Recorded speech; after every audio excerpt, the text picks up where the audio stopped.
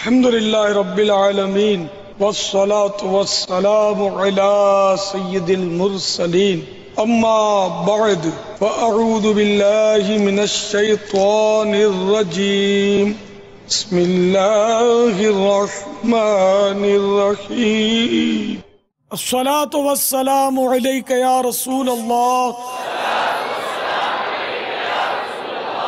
وعلى آلك وأصحابك يا حبيب الله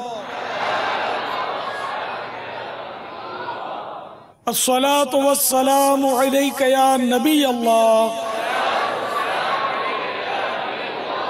وعلى آلك وأصحابك يا نور الله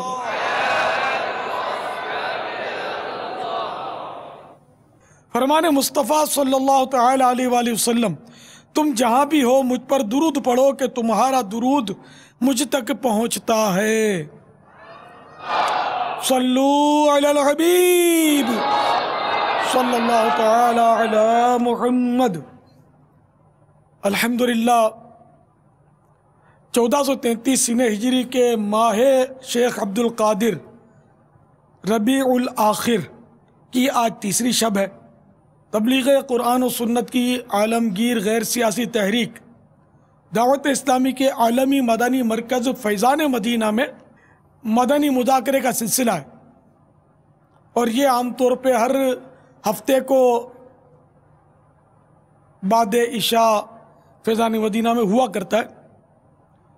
آج الحمدللہ ہمارا یہ مدنی مذاکرہ مسجدوں کے ائمہ کرام، مؤذنین اور خادمین نیز مسجد کی کمیٹیوں کا ہے۔ قبل اس کے کہ باقاعدہ سوال جواب کا سلسلہ شروع ہو، اپنے ثواب میں اضافے کے لیے آئیے مزید اچھی نیتیں کیے لیتے ہیں۔ تو حسب حال اچھی نیتیں کیجیے۔ اللہ عز و جل کی رضا پانے اور ثواب کمانے کے لیے اچھی نیتیں کرتا ہوں۔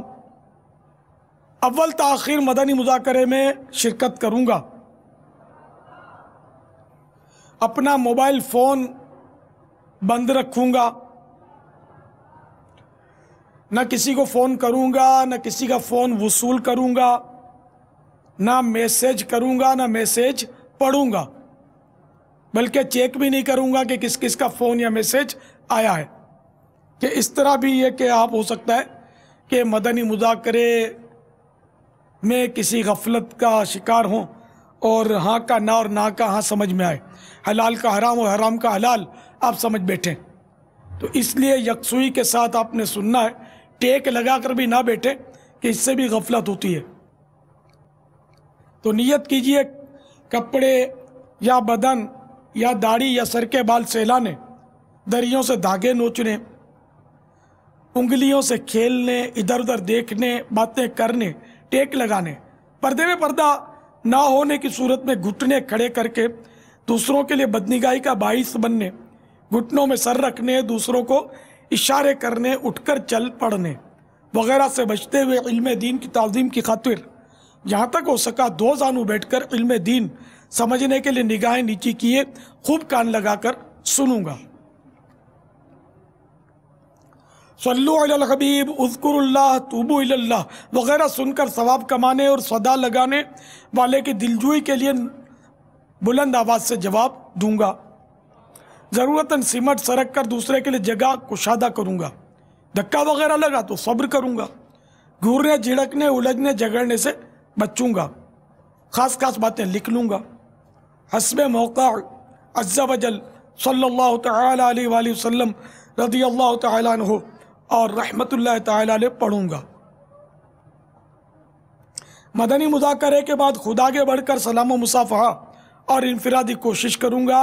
اس دوران بنیت ادائے سنت بات کرتے ہوئے مسکراتا رہوں گا۔ مزید اپنے لیے بھی نیتیں کچھ بڑھاتا ہوں۔ پارہ 14 سورۃ النحل آیت نمبر 125، ادعو الی سبیل ربک بالحکمت والموعظۃ الحسنہ، اپنے رب عز و جل کی راہ کی طرف بلاؤ پکی تدبیر اور اچھی نصیحت سے۔ میں دیے ہوئے احکام کی تعمیل کروں گا۔ بخاری شریف میں وارد اس فرمان مصطفیٰ صلی اللہ تعالی علیہ وآلہ وسلم بلغوا عنی ولو آیا، یعنی پہنچا دو میری طرف سے اگرچہ ایک ہی آئے تو، کی پیروی کروں گا، غلطی کی صحیح نشاندہی پر فوراً ازالہ کر دوں گا۔ آج کے مدنی مذاکرے اور اب تک کی میرے پاس موجود نیکیوں پر اللہ کی رحمت سے ملنے والا ثواب ایصال ثواب کرتا ہوں برائے جناب رسالت مآب صلی اللہ تعالی علیہ وآلہ وسلم، بطفیل رحمت للعالمین صلی اللہ تعالی علیہ وآلہ وسلم، جملہ انبیاء و مرسلین، خلفاء راشدین، امہات المومنین، صحابہ و تابعین و تبع تابعین، ائمہ مجتہدین، علماء کاملین، مشائخ عاملین، بزرگان دین،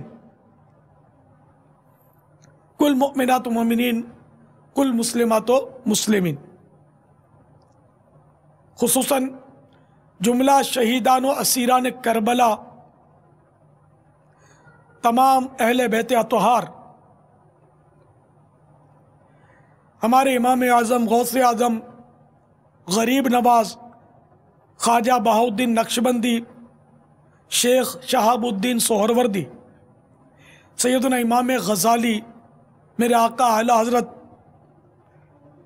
صدر الشریعہ صدر الافاضل مفتی احمد یار خان نعیمی، مفتی دعوت اسلامی حاجی محمد فاروق، بلبل روضہ رسول حاجی مشتاق، تمام مبلغات و مبلغین مرحومین، خصوصاً دعوت اسلامی کے لیے اپنے آپ کو وقف کر دینے والے، یعنی وقف مدینہ 25 ماہ 12 ماہ کے لیے دعوت اسلامی کے مدنی قافلے میں یک مشت سفر کرنے والے، ہر ماہ پابندی سے 3 دن مدنی قافلوں میں سفر کرنے والے، مدنی انعامات کا رسالہ پر کر کے ہر ماہ جمع کروانے والے، اور والیاں، مدنی برقع پہننے والیاں، آمین بجاہ النبی الامین صلی اللہ تعالی علیہ وآلہ وسلم، صلو علی الحبیب صلی اللہ تعالی علی محمد۔ مدنی چینل کے ذریعے سے آنے والے مذہبی پروگرام، بلکہ مدنی چینل کا سارا نظام میڈیا کے اس تاثر کو آج غلط ثابت کر رہا ہے۔ مسلمان چاہے تو ہر وہ کام جو اللہ اور اس کے رسول کے مطابق ہے وہ اپنے تمام تر وسائل کو بروئے کار لا کر سکتا ہے۔ آج یہ مدنی چینل ہے کہ ایک طویل عرصے سے بغیر کسی اشتہار کے، عورتوں کی نمود و نمائش کے بغیر، فحاشی کے بغیر، میوزک کے بغیر، بلکہ ہر اس چیز کے بغیر جو انسان کو گناہ کی طرف مائل کرتی ہے چل رہا ہے۔ جو اسے دیکھتے ہیں وہ اس بات کا برملا اظہار کرتے ہیں کہ نہ صرف یہ کہ مدنی چینل کے ذریعے سے انہیں دینی معلومات حاصل ہوتی ہیں، الحمدللہ رب العالمین مدنی چینل دیکھنے والا ہر سنی مسلمان اس پہ بیان کی جانے والی تمام تر گفتگو کو آنکھ بند کر کے تسلیم کر سکتا ہے۔ لوگ اس کے ذریعے سے دین کی طرف مائل ہو رہے ہیں، انقلاب آ رہا ہے، عملی زندگی کی طرف گامزن ہو رہے ہیں، اور عمل جو ہے وہ چونکہ عقیدے کی وجہ سے اللہ کی بارگاہ میں قبول ہوتا ہے، عقیدہ درست ہو رہا ہے، اور عقیدے کی درستگی آج کے اس پرفتن دور میں سب سے ضروری ہے۔ تو جہاں آج مدنی چینل نے یہ کام کیا، وہاں دعوت اسلامی کا بھی میں مشکور ہوں کہ دعوت اسلامی نے اس ناممکن کام کو ممکن کر دکھایا۔ اللہ تبارک و تعالیٰ ان تمام لوگوں کو جو اس کار خیر میں شریک ہیں مزید برکتیں عطا فرمائے۔ دعوت اسلامی کے امیر حضرت علامہ مولانا الیاس قادری صاحب دامت برکاتہ العالیہ کا بھی بہت شکر گزار ہوں کہ ان کی انفرادی کوشش کے ذریعے سے آج تمام تر لوگ بالخصوص نوجوان اپنے ایمان کو محفوظ بنا چکے ہیں، اور نہ جانے کتنے ایسے نوجوان ہیں، مسلمان ہیں، بزرگ ہیں جن کا ایمان پہ خاتمہ ہوا ہے۔ باپا آپ کو کیسا امام پسند ہے؟ میں ایک امام سے بہت محبت کرتا ہوں، اب پتہ نہیں وہ زندہ ہے نہیں، میں اس کے لیے مغفرت کی دعا کرتا ہوں۔ ہماری بادامی مسجد جب میں بچہ تھا، اولڈ سٹی ایریا گو گلی میں بادامی مسجد میں ایک امام صاحب ہوتے تھے، ان کا نام بھی مجھے ابھی تک یاد ہے، مولانا عبد الرحمن۔ میں یقین مانے کہ بالکل ہی بچہ تھا، یعنی اتنا چھوٹا تھا کہ میں آپ کو کیا بتاؤں. ایک مسئلہ مولانا عبد الرحمن صاحب بتاتے تھے، خود گھڑی ساز تھے، بہت سادہ، بالکل ہی سادہ تھے، کپڑے بھی سادہ، بالکل کوئی دیکھ کر نہیں بول سکتا تھا کہ یہ کوئی عالم ہے، بالکل سادہ. سائیکل پر آتے تھے اور امامت فرماتے تھے.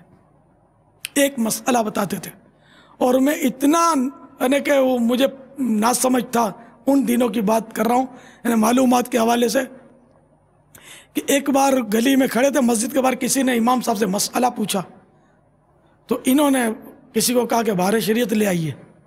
تو بہار شریعت کا کوئی حصہ ان کے پاس لایا گیا، اس میں غالباً وہ گلابی میں سورج کی کرنوں کی طرح کی ڈیزائن تھی. جب امام صاحب نے کھولی وہ کتاب تو جگہ جگہ مسئلہ مسئلہ مسئلہ مسئلہ لکھا ہوا تھا. میرے منہ میں پانی آ رہا تھا، مجھے مسائل کا اس قدر شوق تھا، میں روز ان کا مسئلہ سنتا تھا اور نمازی بیٹھے رہتے تھے. تو یہ لکھا تھا، میرے کو بڑا شوق ہوا کہ یار کاش یہ کتاب میرے پاس ہوتی، مگر مجھے اتنا پتہ ہی نہیں تھا کہ یہ کتاب بازار میں ملتی ہے، اگر ملتی ہے تو کہاں ملتی ہے، کیسے حاصل کی جاتی ہے، کچھ شدھ بودھ تھی نہیں، انہیں اتنا نہ سمجھتا میں. تو یوں وہ امام صاحب یاد رہ گئے. امام صاحب کی اپنی جگہ پر مقبولیت تھی، میں ان کا مقتدی تھا. آج تک ان کے لیے دعا کی نا میں نے. تو امام صاحب کیا کرتے تھے؟ ایک مسئلہ بتاتے تھے، چٹکلا نہیں بتاتے تھے، مسئلہ بتاتے تھے. نماز کا مسئلہ لوگوں کو اس کی حاجت ہے، وضو کا طریقہ لوگوں کو نہیں آتا، غسل کا طریقہ نہیں آتا. اب مسلمانوں کو غسل کا طریقہ پتہ نہیں ہے، وضو کا طریقہ پتہ نہیں ہے، نماز جنازہ کا طریقہ پتہ نہیں ہے بیچاروں کو، نہ نماز کے ارکان معلوم، نہ شرائط معلوم، نہ طہارت کے مسائل معلوم، استنجا کرنا نہیں آتا مسلمانوں کو. تو ان کو یہ آپ سکھائیے. وہ نماز کے احکام جو مکتبۃ المدینہ کی مطبوعہ کتاب ہے، کم و بیش 500 صفحات پر مشتمل، یہ کتاب بھی آپ کے لیے مفید ہے، بہار شریعت بھی مفید، فتح اور رضویہ شریف بھی مفید، لیکن یہ کتاب آسان ہے، عوام کے لیے بھی آسان ہے، اور ائمہ کرام بھی اس سے انشاءاللہ استفادہ کر سکتے ہیں کہ اس میں کافی یعنی کہ وہ انتخاب ہے مسائل کا، اور آپ کو تو پڑھنا بھی چاہیے، سبھی کو پڑھنا چاہیے اس کو.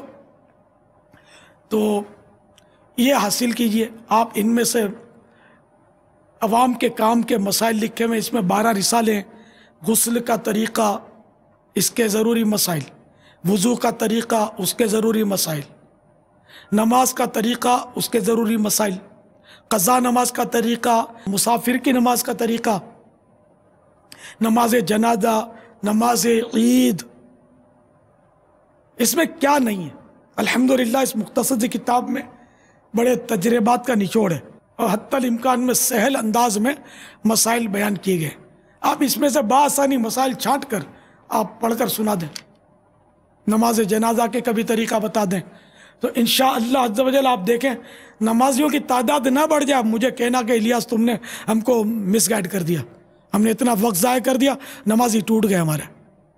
آپ جمعے میں انشاءاللہ آپ کسی جمعے میں غسل کا طریقہ، کسی میں وضو کا طریقہ، کسی میں نماز کا طریقہ آپ بتائیں. اگر شروع سے نمازی نہ آ جائیں تو مجھے کہنا، آپ اگلے جمعے اعلان کر دیں کہ آج ہم نے غسل کا طریقہ سیکھا، انشاءاللہ آئندہ جمعے میں آپ کو وضو کا طریقہ عرض کروں گا. انشاءاللہ آپ کے نمازی بڑھ جائیں گے، جلدی جلدی آ کر بیٹھ جائیں گے.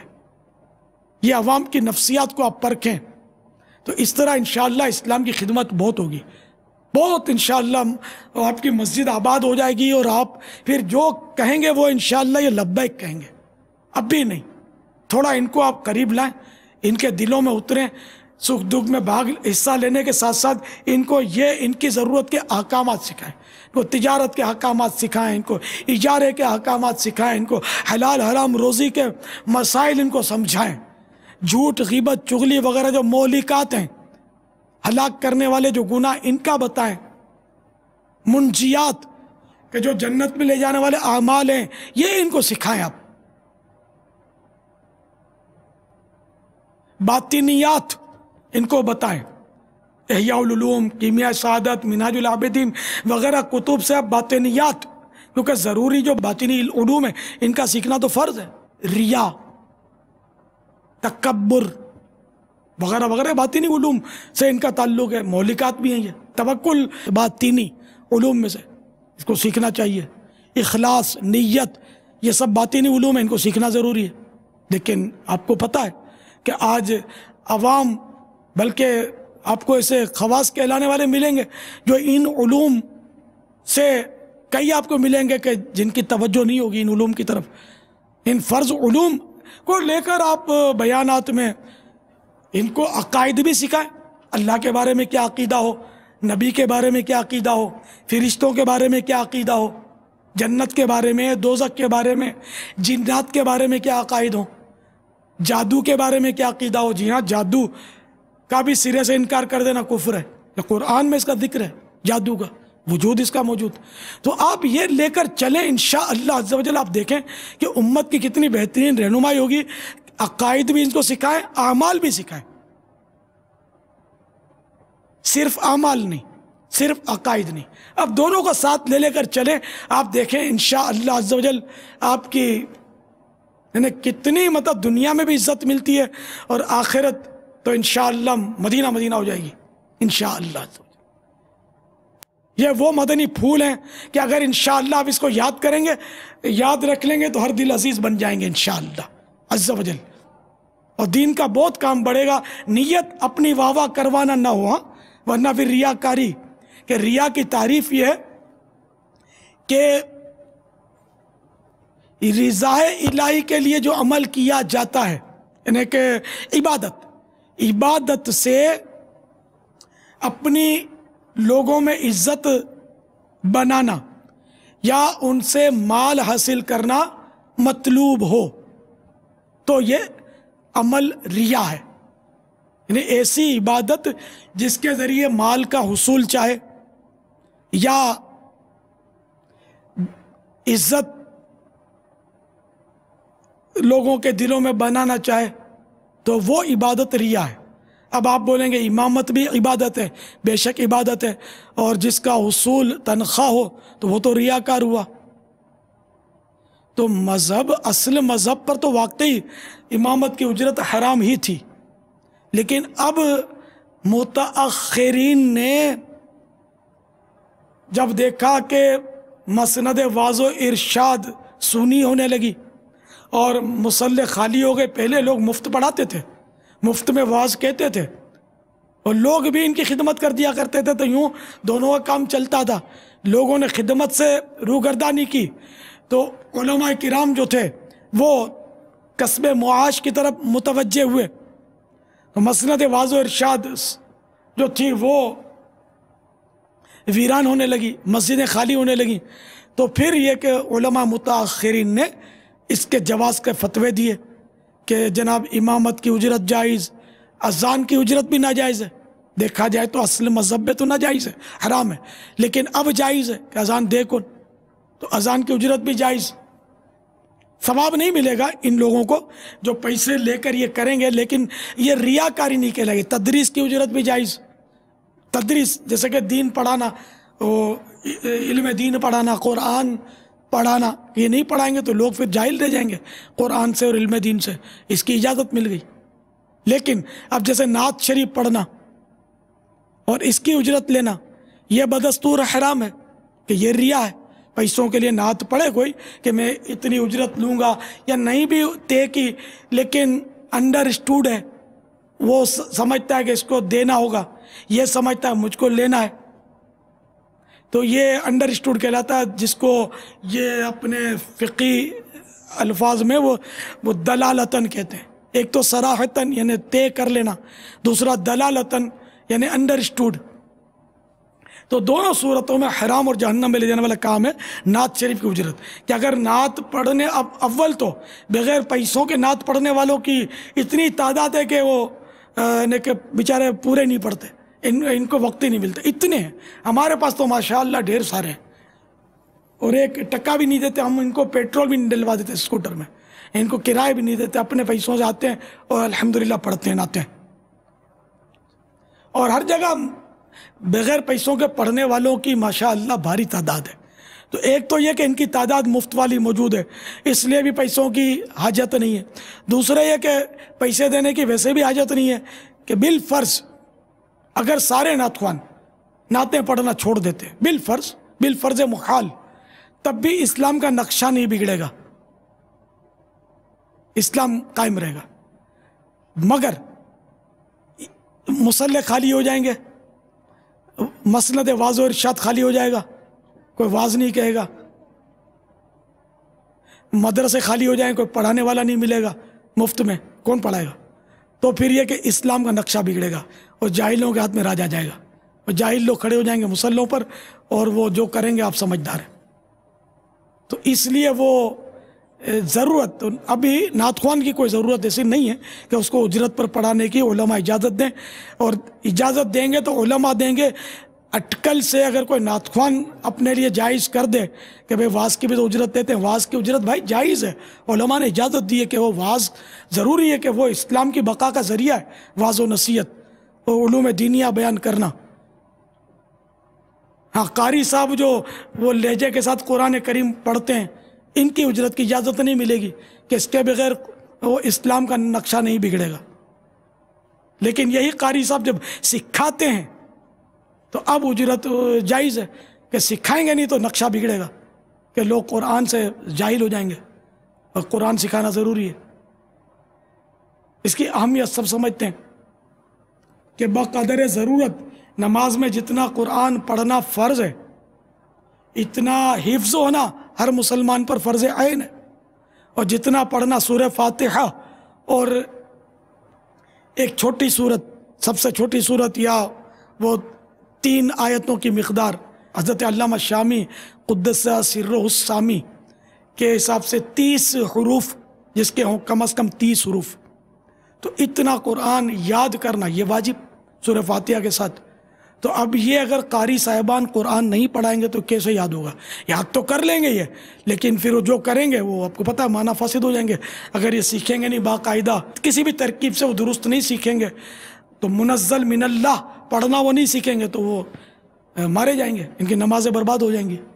تو اب یہ کہ تنخواہ تو ان کی جائز ہے لیکن ثواب نہیں ملے گا، اب ثواب بھی چاہیے جی وفا، یہ اس بات کافی دیر سے آپ نے اس سے پہلے بھی یہ مسئلہ بیان فرمایا تھا، اسی پر یہ اس وقت بھی سوال ذہن میں اٹھا تھا، لیکن چونکہ بات آگے چلی گئی کہ اب آپ نے کہا اعلیٰ حضرت امام اہل سنت کے فتاوی رضویہ کی روشنی میں کہ یہ امامت بیچ چکے نا، تو اب ثواب اگر کوئی کمانا چاہے تو اس کے لیے کیا ایسی صورت ہو کہ اس کو امامت کا ثواب بھی ملے، یا مؤذن ہے یا مدرس ہے جن کے متعلق آپ فرما رہے ہیں؟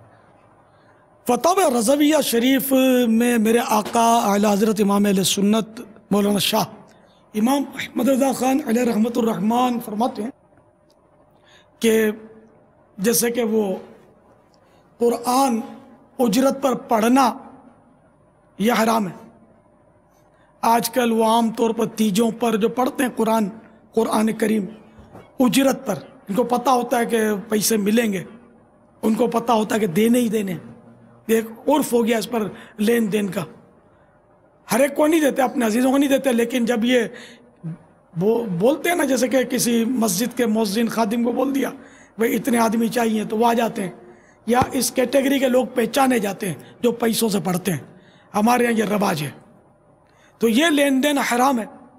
اچھا، تو اس طرح وہ کسی قبر پر حافظ بٹھانے کے تعلق سے مسئلہ بارگاہ اعلیٰ حضرت میں پیش ہوا، اجرت پر قرآن پڑھے وہ، تو اعلیٰ حضرت نے فرمایا کہ اس طرح تو پڑھانا حرام ہے اور ثواب ملے گا نہیں، جب ملے گا نہیں تو ایصال کرے گا کیا، میت کو پہنچے گا بھی نہیں کچھ۔ تو اس کی صورت اعلیٰ حضرت نے یہ بتائی کہ اس کو قرآن پڑھنے کے لیے اجرت پر نہ رکھے، بلکہ اس کو وقت کی اجرت طے کر لے۔ مثال کے طور پر آپ نے کسی سے 2 گھنٹے کی، بھئی آپ جمعہ کو 2 بجے سے 4 بجے تک ہمیں وقت دے دیں، ہم آپ کو اتنی رقم پیش کر دیں گے، مثلا 100 روپے آپ کو پیش کریں گے 2 گھنٹے کے۔ اس نے ہاں بول دیا، اب یہ اجارہ جو تھا یہ باہمی رضامندی سے طے ہو گیا۔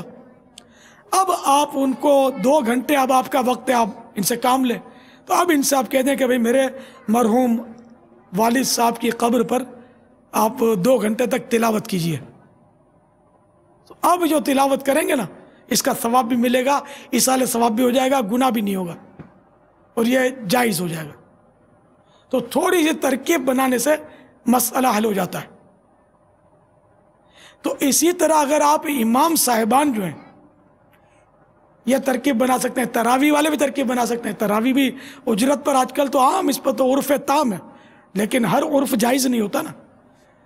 تو یہ کہ وہ تراویح پہ وہ اجرت دی جاتی ہے ہمارے ہاں، اور لی جاتی ہے، یہ بھی حرام، جہنم میں لے جانے والا کام ہے. اب وہ آج کل تو اس کو بالکل پروفیشن بنا لیا ہے، وہ باقاعدہ منڈیاں لگتی ہیں حافظوں کی بعض جگہ پر. اور یہ ہمارے سارے ائمہ کرام جو آئے ہیں وہ مجھ سے زیادہ جانتے ہوں گے ان باتوں کو. اگر یہ خود بھی لیتے ہیں تو ان کو بھی توبہ کرنی ہوگی، اگر کوئی لیتا ہے تو اس طرح. تو یہ تراویح کے لیے بھی یہی اعلیٰ حضرت نے مشورہ دیا ہے، حرام تو لکھا ہے اس کو کہ اجرت تراویح کی نہیں لے سکتا. اب اس کی بھی صورت یہی ہے کہ جیسے کہ 1 مہینے کے لیے رمضان مبارک کے وہ روزانہ کو چند گھنٹوں کا حسب ضرورت ہو، دیکھ لے کتنے گھنٹے میں تراویح ہوتی ہے. کہ مثال کے طور پر عشاء کی نماز 8 بجے جماعت ہے، تو وہ 8 سے 10 کا اس سے 11 کر لے، آدھا گھنٹے کا زیادہ کر لے، 11 کا 11 کر لے، جتنا کر لے. اور اس دوران پھر 11 وقت کا کر لے کہ بھئی روزانہ آپ کو پورا مہینہ یا 27ویں رات تک آپ 3 گھنٹے کے لیے ہمارے پاس اجارہ کر لیں، ہم آپ کو اتنے 1000 روپے یا دیں گے. اتنی رقم بھی طے کرنا ضروری ہے، مجہول جائز نہیں ہے کہ ہم آپ کی خدمت کر دیں گے، نہیں، یہ پھر ناجائز ہو جائے گا. تو اس کو یہ طے کر لیں کہ ہم آپ کو 12000 مثلا پیش کریں گے، تو وہ ہاں بول دے. اب یہ ہو گئی ترکیب. اب ان 3 گھنٹوں کے لیے آپ یہ ان سے عرض کر دیں کہ مولانا آپ اب تو پہلے سے دیکھیں گے آپ کے حافظ ہے، بے شک آپ ٹرائی بھی لے چکے ہوں، تو اب اس کو آپ یہ تراویح میں قرآن ہمیں سنا دیا کرو. اب یہ سنائے گا تو اس پر آپ کو بھی ثواب ملے گا، ان کو بھی ثواب ملے گا، گناہ سے بھی جان چھوٹ گئی، اور نمازیوں کے لیے بھی کوئی کراہیت باقی نہیں رہے گی. تو یہ اگر تھوڑی سی ترکیب ہماری کمیٹی والے بنا لیا کریں، اور ائمہ کرام، علماء کرام اگر یہ سب رہنمائی کرتے رہے نا اس طرح، تو بہت ہی تھوڑی سی ترکیب سے یہ امت گناہوں سے بچ سکتی ہے. آپ ان پر رحم کریں، ان کی خیرخواہی کریں. اب میں اکیلا تو بولتا رہتا ہوں، لیکن ظاہر ہے کہ آج میرے ہاتھ میں آپ آ گئے ہیں، تو میں آپ کے ذریعے بولوں نا تو آپ میرے دست و بازو بنے، یا مجھے اپنا خادم تصور کرتے ہوئے میری درخواست کو قبول کر کے اگر ایسا آپ نہیں بیان کرتے تو یہ کمیٹیوں کو سمجھائیں کہ تھوڑی سی زحمت کرے. کمیٹی حافظ صاحب کو لاتی ہے تو اس کے ساتھ یہ ترکیب کر لے. بے شک آپ اگر پچھلے سال 12000 دیے تھے تو اس بار 25000 دیں، لیکن اس جائز طریقے پر دیں تاکہ آپ بھی گناہ سے بچیں اور یہ حافظ صاحب بھی گناہ سے بچیں. تو انشاءاللہ عز و جل سب مدینہ مدینہ ہو جائے گا. میں امید کرتا ہوں کہ میرے ائمہ کرام میرا تعاون کریں گے. تو یہ تو ہوا تراویح کا. اب امامت کے لیے بھی یہ ترکیب ممکن ہے کہ امام کو امام مت پر نہ رکھا جائے. امام سے بھی یہی ترکیب کی جائے کہ آپ کو ہم جیسے کہ آپ یوں کر لیں کہ فجر کی جماعت جلدی سے جلدی کتنے بجے ہوتی ہے صاحب؟ وہ جب سخت گرمیاں آ جاتی ہیں تو وہ فجر کی جماعت بھائی 4:30 بجے ہوتی ہے. تو آپ امام سے رات کے 4 بجے سے لے کر، اور بھائی عشاء کتنے بجے ہوتی ہے؟ تو بھائی وہ حد میں حد وہ 9:30 بجے ہوتی ہے، تو آپ 10 بجے. تو آپ مہینے بھر کا یا سال بھر کا یا جو بھی آپ چاہیں، مہینے کا اجارہ کرتے رہیں، سال بھر کا، 6 مہینے کا، جو چاہیں اجارہ کریں کہ روزانہ رات کے 4 بجے سے آپ رات کے 10 بجے تک ہمارے پاس آپ ملازم ہو جائیں. یا اس سے کم کر لیں، کچھ کم کر لیں. نمازوں کے تعلق سے ہر مہینے جب کریں گے نیا اجارہ تو ان دنوں کی وہ ٹائم ٹیبل اپنے پاس نمازوں کے ہوتے ہیں،